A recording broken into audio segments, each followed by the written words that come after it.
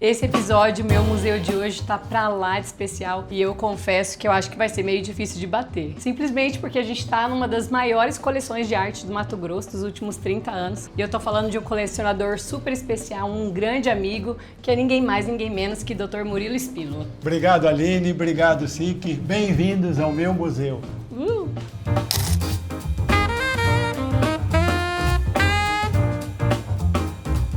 Dr. Murilo, meu amigo, eu sei que a gente tá num lugar especial porque eu já vim aqui outras vezes, mas pra quem tá assistindo, onde que nós estamos? Nós estamos num apartamento e onde eu tenho uma parte do acervo aqui guardado. São 2 apartamentos, como vocês vão ver, e onde concentra daí uma quantidade grande de obras. E aqui tem mais Humberto Spínola. Então quer dizer que teve um dia que não coube mais em casa. Sim. Foi indo, tomou uma proporção daí, assim, muito grande. Foi 1, 2, 3, 4, 5 apartamentos. Há quanto tempo que você começou a colecionar? O colecionismo vem de família, incentivado pelo meu avô. Eu comecei daí com selo, moeda, chaveiros, e aí isso foi indo. Os quadros das obras de arte, depois de formado. Com a interação com os artistas, aqui me interessei muito pela obra de Mato Grosso. Tenho 99% do meu acervo é Mato Grosso, são artistas da Mato Grosso. Com esse gosto, comecei a interagir com eles e aí tomou uma proporção que tomou e hoje tem essa quantidade. E a gente pode estimar uma quantidade de obras? Entre desenhos, telas e esculturas e objetos, ele deve ter mais ou menos aí umas 5 a 6 mil peças. Quais artistas a gente pode encontrar nesse acervo daqui? Aqui nós temos Humberto Spínola, aqui nós temos Gervani de Paula, aqui nós temos Adir Sodré, nós temos Benedito Nunes, nós temos Dalva de Barros, nós temos Zé Hilton, nós temos Nilson Pimenta, Márcio Aurélio, Regina Pena, Jaqueline Barroso, minha esposa. Eu vou falar, eu esqueci ela já. Aí complica, né? Não, mas é uma Jaque, super artista. Entrando na casa do vô, então tem aquelas coisas assim que te chamam a atenção, que você vai pegar. E esse quadro era uma coisa que marcava, que eu achava... Primeiro que eu achava que ele tomava a parede inteira, né? Que quando a gente é menor... quando a gente é pequeno, você acha, né? Assim, enxerga aquilo maior. Então, vi esse quadro aqui assim, isso aqui era uma maravilha. Então, muito bonito daí para mim. E essa foi a minha primeira referência de arte, foi esse quadro. Uau. Okay. Eu penso que isso é um drive de memória e de alguma forma você quer colecionar aqueles momentos e, digamos, colocar ele em prateleiras que você pode acessar em vários outros momentos. Então, você quando escolhe uma obra ou quando eu vejo que o senhor grava muitos vídeos, tem assim um apreço e valoriza muitos momentos que o senhor está vivendo. É como se você quisesse assim, deixa eu acessar esse sentimento de novo, essa vivência de novo e deixar ele disponível para... Então, mas vinha o inverso. Né? Eu adquiria a obra e aquela obra daí, assim, era linkada àquele momento. Então, assim, eu linko mais o meu momento com a obra do que a obra com o meu momento. Entendo. Tá? Então, sim. Então, por isso que eu tô falando. Eu não tô te chamando de colecionador de arte. Eu tô te chamando de colecionador de momento. E por acaso as coisas que estavam naquele momento. Então, talvez, olha só que curioso que a gente tá falando. Talvez essa coleção, ela não seja uma coleção da arte. Ela seja uma coleção da sua própria vida. Sim. A primeira obra adquirida, tá aqui, ó. Só uma retratação. Esse aqui foi o primeiro. Embora seja na mesma época, a diferença ali desses, mas esse aqui é o primeiro. Essas araucárias, tá, então, comprado no Jacomini, lá de Curitiba. É curioso porque a gente vê totalmente a referência com aquela... Com a história. E é a primeira obra que o senhor admirava. Obra que admirei, que era do meu avô. Então, isso aqui adquirido Jacomini, lá em Curitiba, e veio para Tangará da Serra, foi o meu primeiro escritório. Eu vim para Tangará. O senhor me contando essa história, eu me lembro de também uma história peculiar a respeito da sua primeira obra do Humberto. Sim, essa primeira obra do Humberto também está aqui. Então vou mostrar daí para você. Essa aqui da série de rodeios dele. comprei em 1998, comprei na Casa das Molduras. Na época não tinha dinheiro para colocar a moldura, e aí esse quadro veio assim, dessa forma e se manteve dessa forma. Por quê? Porque aquilo que você estava falando, que as coisas linkam com uma época, né? Então, o fato dele, se eu colocasse hoje a moldura mais bonita, mais bela, não ia representar aquela sensação que tinha da conquista da época, né? E você não ter a condição de ter ele completo, que seria daí com a moldura. Então, pelo senhor, esse quadro continua assim, sem moldura, sim, na representação original isso, dele. E assim, às vezes, quando as pessoas perguntam qual é a mais valioso, qual, assim, do aspecto afetivo, né? Lógico que aquele lá que eu mostrei, esse aqui e o do meu avô, né? Que são os três que daí assim tem essa referência. O primeiro de uma infância, da primeira infância, o segundo, daí, quando eu estava me formando, vindo para cá, e esse aqui quando já estava estabelecido, que foi o primeiro quadro, que é aquilo que eu comentei daí com vocês, Humberto, ele, na época, e até hoje, né, mas tem uma carreira muito bem estruturada, e estava no auge dessa carreira dele ali, que foi final dos anos 90, começo dos anos 2000. Então, vendo a força da obra dele voltada para essa temática da bovinocultura, que ele criou, ele desenvolveu, e pinta e desenvolve isso há mais de 55 anos. Então você vê o tamanho e a grandiosidade desse artista e dessa obra, que você pintar 55 anos o mesmo tema, sem que isso implique daí, assim, num mesmismo, ou na falta de criatividade. Falta de criatividade. Então, foi o Humberto. Então, o primeiro daí que despertou. Outra obra aqui tem é uma série daí também histórica do Humberto Spíndola, que é da divisão do Estado. Então ele faz, e caracterizando que cortando o Estado ao meio enfraquece. Então ele faz o Tzinho lá caindo. Então essa é uma obra importante daí. Olha, então vamos lá. Eu acho que essa obra aqui, né, se ela foi produzida nessa época. Foi nessa época, uma série que ele fez, uma série de obras dessa, retratando a questão da divisão divisão de um estado, quando Mato Grosso do Sul e Mato Grosso eram um estado só. Um só. E aí ele fala que essa divisão enfraqueceria, ou que talvez acirraria a rixa, né? Sim, entre dois. E a gente tem que admitir que existe sim uma grande rixa entre Cuiabá e Campo Grande, só que Cuiabá ganha. Sem dúvida nenhuma.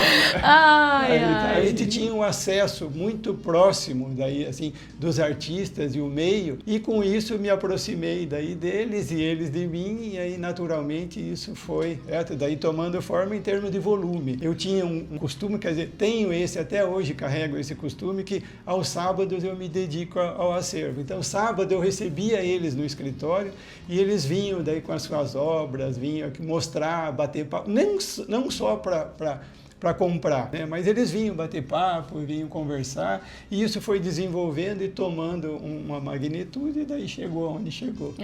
E assim, o mais importante disso também é que uma quantidade, mais da metade das minhas obras, posso dizer até 60%, 70%, eu comprei direto dos artistas. Comprava direto daí dele. Aqui a Ângela é a grande responsável daí pela organização disso tudo, desses todos. E ela está aqui há 20 anos, 20 anos que ela acompanha daí isso aqui. Então, quando dizem assim, nossa, parabéns por isso, então parabéns para ela.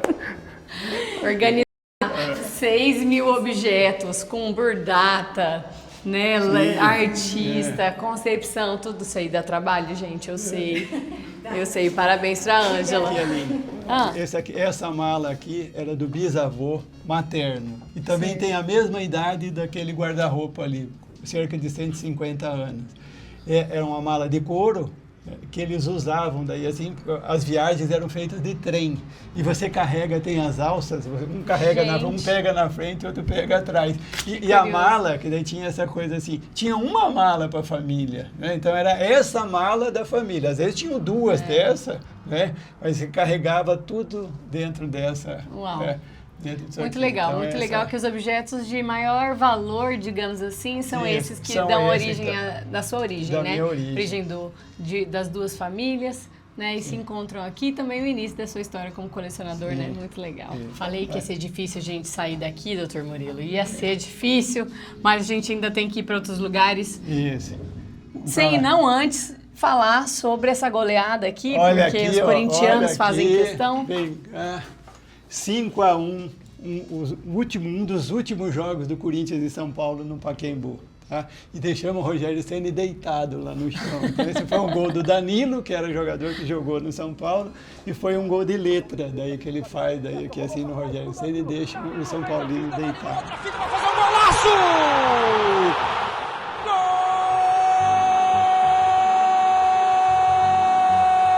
Eu tô aqui falando pro Dr. Murilo qual vai ser a parede do museu pela cidade, mas a verdade é que se todos os escritórios fossem como esse daqui, é praticamente um tour de arte e cultura por todo lugar que a gente vê.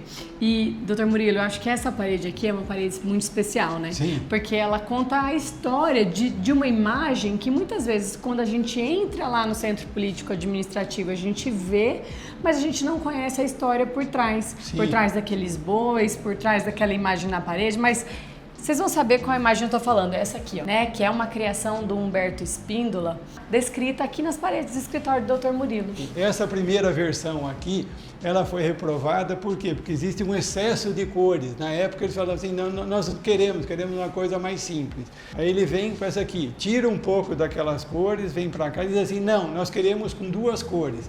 Aí ele faz o azul e o vermelho. E aí vem o azul e vermelho e diz, não, nós queremos alguma coisa que tenha mais identidade com o Mato Grosso. E aí vem a versão final, que a partir daquilo lá é desenvolvido daí o painel e aquilo que a gente conhece.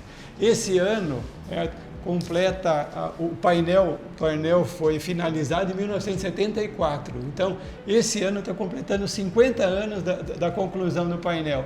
E o Paiaguás, o Palácio Paiaguás, foi entregue em 1975.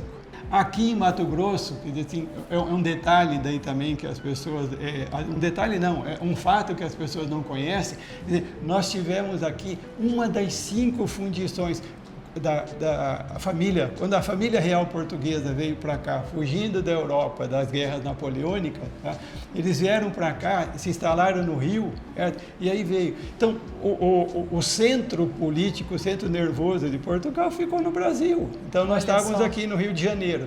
E eles precisavam daí levar isso adiante. E o que tinha aí aqui em Cuiabá e o que tem aqui em História? Uma das 5 fundições, nós fizemos moeda de Portugal aqui em Cuiabá. Nossa. E aqui tinha uma fundição. Você imagina, essa falta de valorização da história, isso foi desfeito. Foi desfeito? Foi desfeito. Nós não sabemos nem o local exato de onde era. As máquinas que prensavam, que fundiam, foram tudo para o Rio de Janeiro, foi tudo embora, e a gente não tem nada. Nós temos as moedas que foram cunhadas aqui em Cuiabá, que ela tem daí um detalhe, tem um C, o Czinho daí de Cuiabá. Então, moedas portuguesas foram cunhadas daqui. Nós tivemos, foram 5 fundições que eram cunhadas, uma delas aqui em Cuiabá, e estava lá no centro histórico. Olha então só. Você vê assim, isso meus filhos não aprenderam na escola, os seus filhos não aprenderam na escola, ninguém aprende, porque é isso que você estava falando, falta a valorização.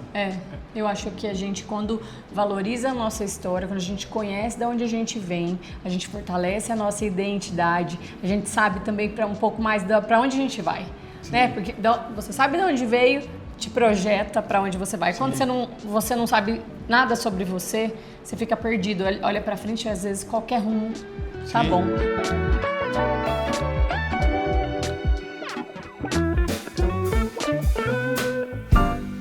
Mas me conta uma coisa, Dr. Murilo, vamos falar um pouco de intimidade, assim. O senhor já fez alguma loucura, assim, para conseguir alguma obra? Ah, sim. O Adir, ele sempre foi muito folclórico, né? E o Adir, ele não gostava de ser cobrado de encomenda. É incrível.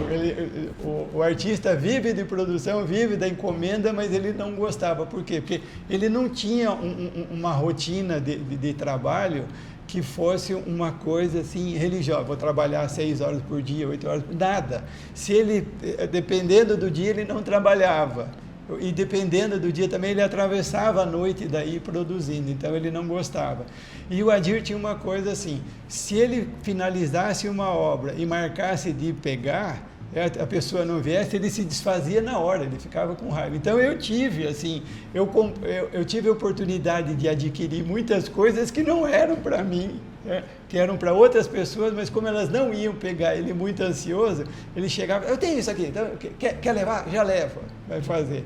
E essas passagens, uma passagem engraçada, daí que tem muitas delas engraçadas na casa do Adir, que às vezes chegava lá, e ele tinha uma cachorrinha chamava Ludmila. E eu conheci essa cachorrinha desde que chegou. E sempre gostei de cachorro, e ali se aproximava dela, e ela gostou de mim também, se afeiçoou. Então, quando eu chegava lá, ela latia, e às vezes ele estava tarde, estava dormindo, e ela acordava ele. E ele vinha na janela, e quando ele não estava de bom humor, ele dizia assim, hoje não é um bom dia para se receber visita. Aí falava para mim. E a gente ficava, daí assim... Mantenha a distância. Mantenha a distância, E outras vezes daí também, com esse folclore dele, ele vinha, nossa, estava pensando no senhor, parece que é mãe de Iná, adivinhando. Chegava lá dentro da casa dele, conversava 10 minutos, ele falava assim, está na hora de você ir embora. Acho que está na hora de você ir embora. E assim, então, são essas passagens, essas coisas que marcam daí bastante. Depois de ter feito tanto, né, de ter colecionado tanto, quando você olha para frente, o que te deixaria feliz de ver, como você vê essas obras olhando para frente? Até no tempo quando o senhor já não estiver mais aqui. Assim, eu comecei, da pandemia para cá, mudou um pouco daí a minha relação com a arte, porque tinha isso apenas como um hobby. Isso aqui estava ali, só era o meu hobby fazer. Depois eu comecei a ter, através de uma consultoria de São Paulo, daí da Deise Stra, ela começou a me mostrar a importância disso. Falou, Murilo, você precisa documentar, organizar isso, fazer, inventariar e depois catalogar. Foi daí que eu comecei a tomar ciência da quantidade e da importância da obra que eu tenho. Então, hoje, nós temos 4 exposições pelo Brasil, e tem obras emprestadas daí para exposições. Então, hoje eu tenho... Hoje o senhor sabe, se alguma obra não voltar, o senhor sabe onde ela está. Sei. E aí foi fazer, então, nós conseguimos daí com isso, primeiro fazer um inventário e agora daí começamos a fazer a catalogação. Daí dela. E, senhor, e aí a coleção continua? A coleção continua, mas aí tem essa questão assim de futuro, né? E depois, e a hora que você for embora? Eu falei assim, eu não tenho essa preocupação, porque eu acho que isso aqui, o que é? Isso é um hobby meu que eu não posso passar esse encargo daí para os meus filhos. Tá? Então, se eles quiserem levar isso adiante, eles vão levar. Se eles não quiserem, quer dizer assim, cada um vai ter a sua parte da destinação. Daí. Qual obra você gostaria que continuasse sempre na sua família? Tem alguma?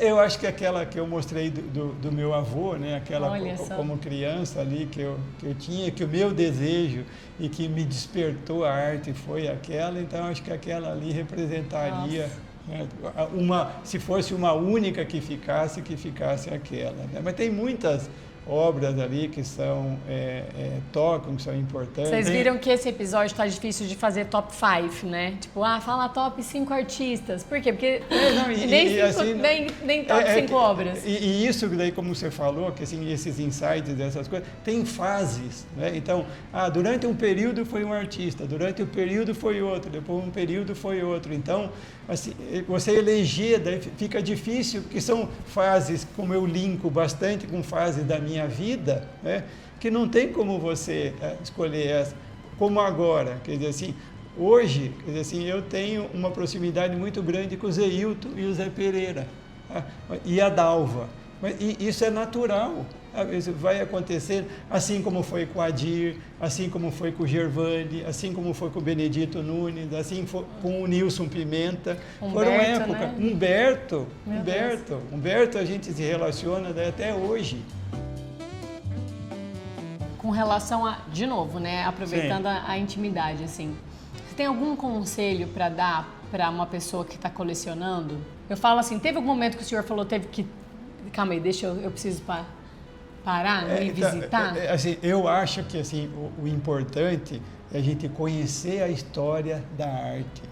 A história da arte de Mato Grosso. Então, isso eu reputo como muito importante. Porque daí você conhecendo as raízes, você conhecendo as bases, entendi. Aí você se sente à vontade. Para você fazer as suas escolhas de gosto, você fala, né? Primeiro, fazer um exercício de conhecer a história do próprio lugar que você está. Do lugar que eu estou, isso. E a história do artista, o artista com esse lugar, né?